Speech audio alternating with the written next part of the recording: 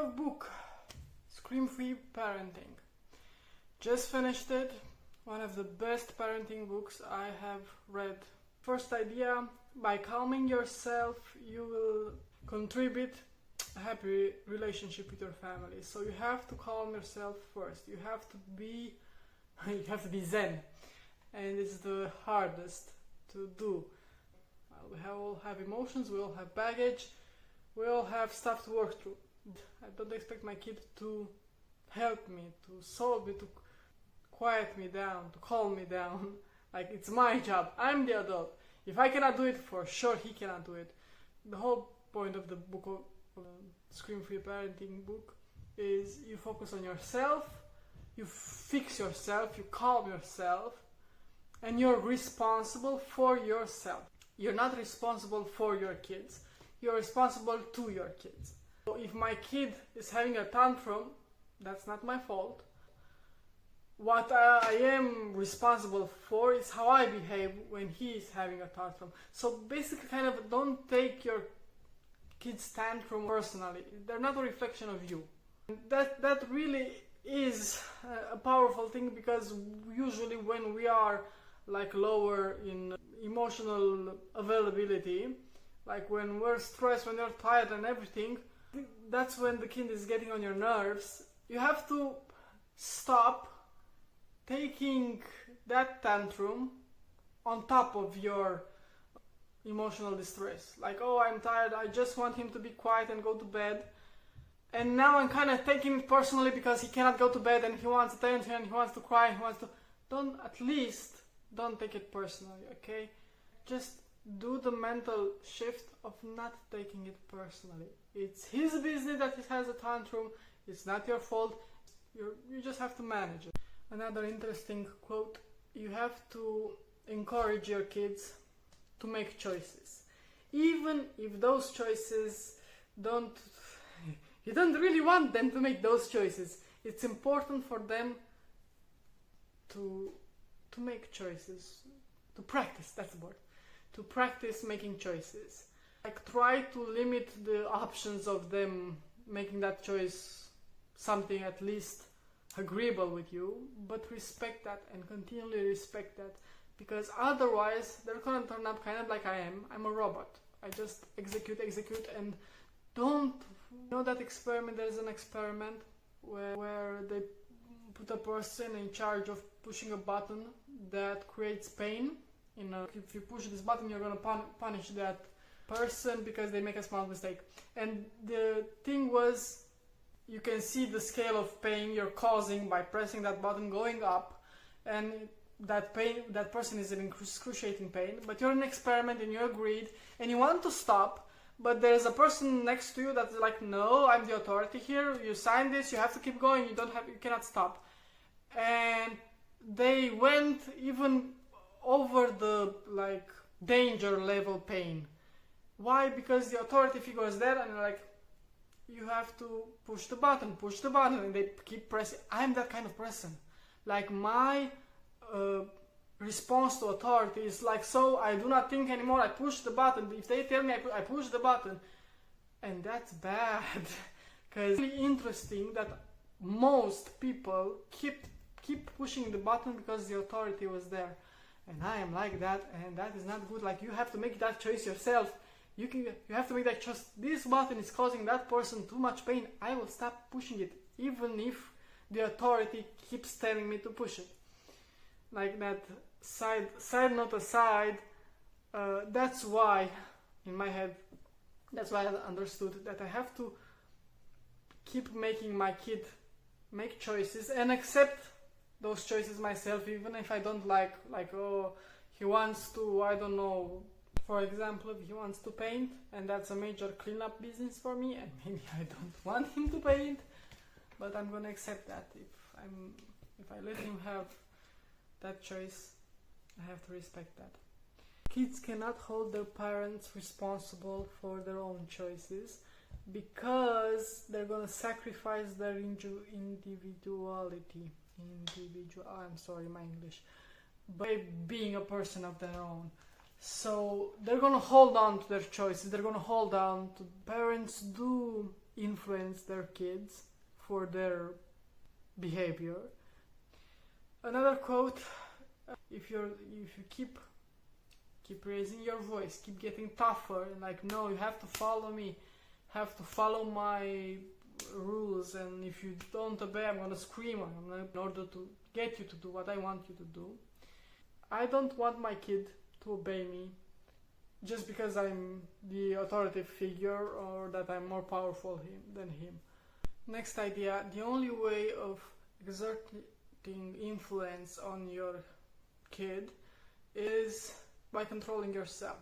Like, if I'm not in control of myself, it's all chaos. It's just reaction, his action, my reaction, his reaction to my reaction. If I yell, he's gonna be scared, or he's gonna yell back, or you need to control yourself.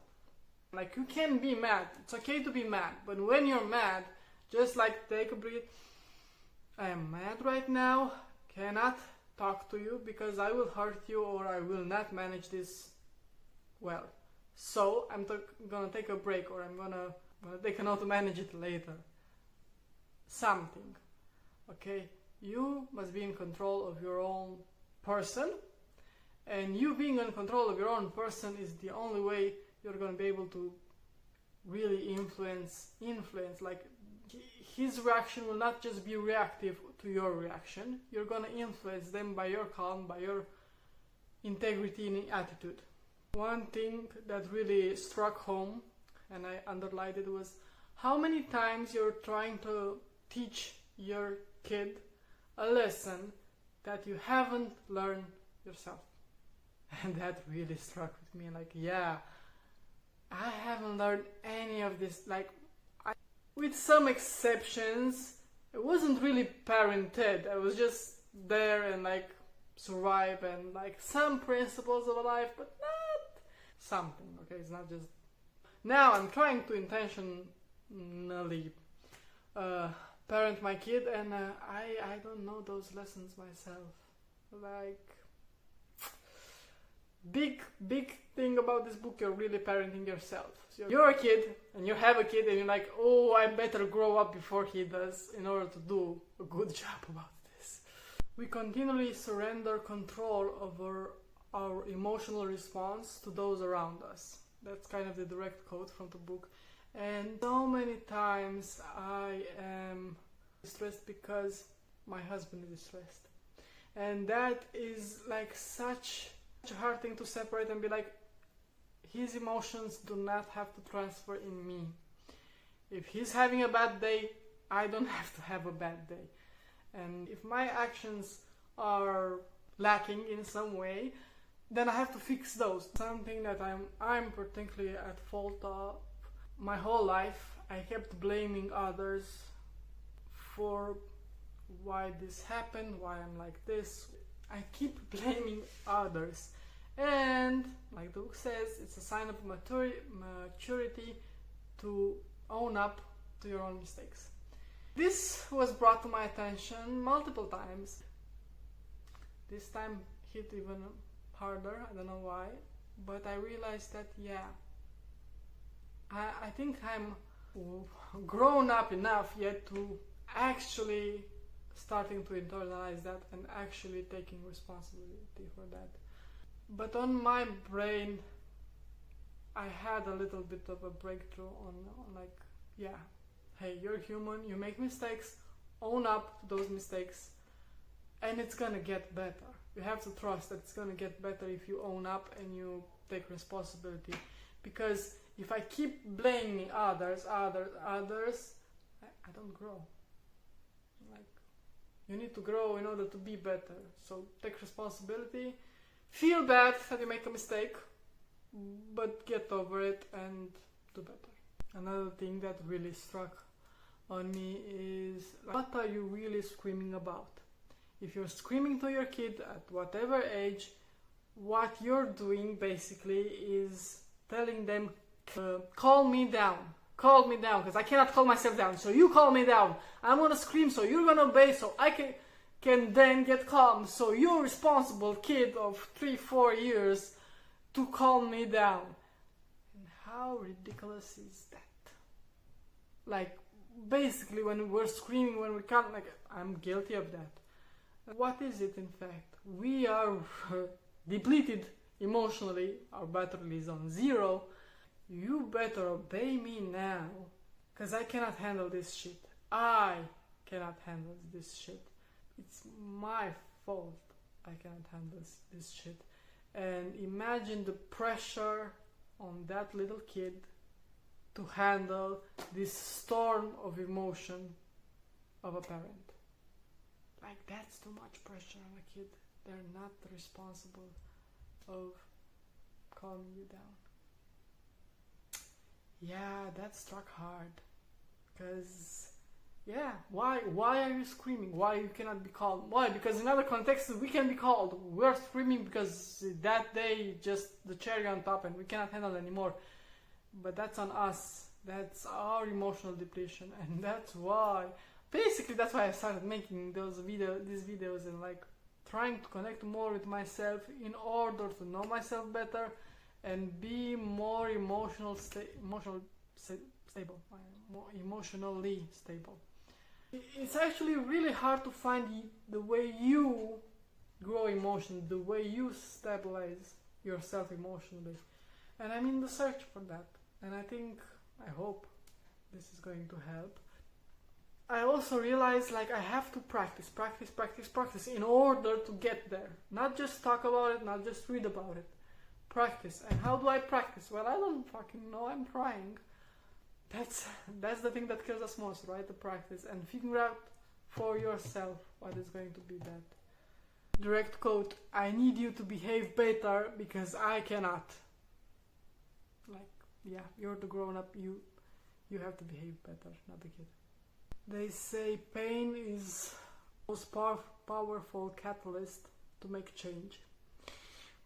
Yes. And also part of being a grown up is enduring pain and discomfort now to see the results later, like long-term effect.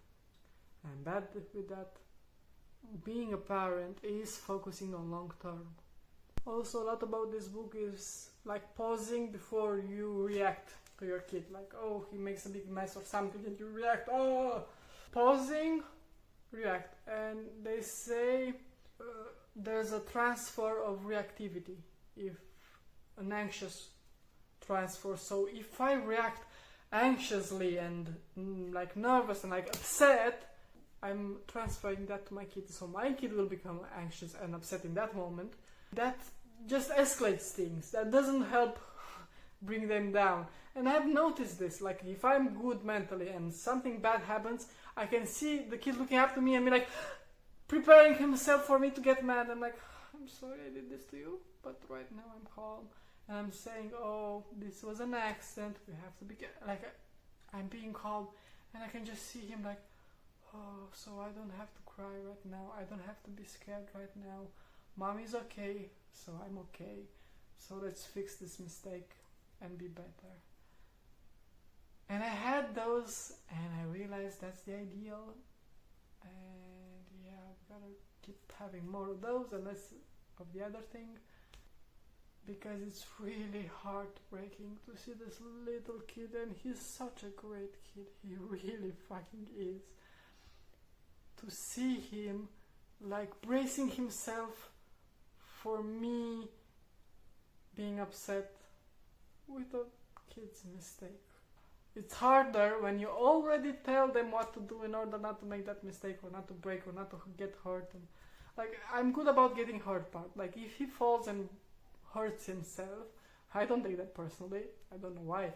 I'm good with that. I'm not anxious about that. And like take it personally. I told you not to do this. You did it and this is what happened. Pause. Don't let your reactivity go to the kid. Focus on just fixing the problem right now. Cleaning up the mess. Be calm, because being calm will help the kid be more calm. And if he is calm, he's actually going to be able to listen, because if he's crying or he's angry or he's upset or he's anxious, he's not going to be able to take that lesson right then. Okay, the time of the emotions is not the time of learning rationally, like how to do the stuff. Parents cannot be held totally responsible for their kids' choices. Like their choice. Like I'm gonna influence them, I'm gonna help them shape themselves, but they're gonna shape themselves too. Like it's their choices. And the kid will not let the parent totally take responsibility for the kid's actions, because why? They want that individuality, they want to be their own person, so they're not going to be willing to sacrifice that, at least not easily, and that's good. They have to become their own person. Who's shaping who? Parents do shape the life of their children, of course, but children shape themselves, and that both of those statements are true. Also, if you try too much to like shape them the way you want them to be too much of a controlling parent, what results is a kid that is not able to take responsibility for themselves. They do not know how to make choices, they don't know how to own up to mistakes, so they're going to be basically weak.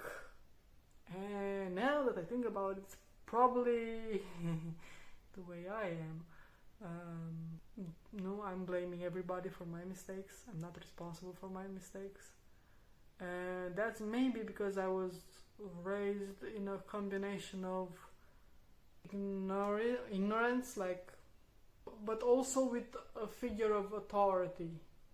Like, I have to respect the rules, I have to respect the rules, I have to respect the rules, these are the rules. And me not having a strong personality, I've become a robot, one, and two, I don't know to own up to my own mistakes. And I don't want the kid to be like me. He can have good parts of me, but this part I'm gonna try to do better of myself, so the kid can be better than me on this part. Like, he can have my empathy, he can have my instinct of, I have a really good instinct of understanding people. Maybe because that was a safety issue for me. If I understand what you want quickly, I can protect myself. I was probably a frightened, shy little kid, and this authority controlling maybe wasn't that hard, but for me it was enough. I did not know how to... Although I was a responsible kid, but why I was a responsible kid? Because I was a robot, I was just following rules, and I was really miserable, especially in my teenage years. And the long-term effects is now I do not own to my own mistakes. And I think we have to train our kids to become an adult, and also get out of their way while they learn to do it. So guide them, but also don't be in their way. And that's kind of a paradox. I'm gonna guide you if I'm not gonna be there. I have to be like really think long term, and think of your position always long term. Don't micromanage your kid. Don't let him just be loose, and guide. And it's easy to say the word guide, but it's hard to determine all the implications of you being a guide.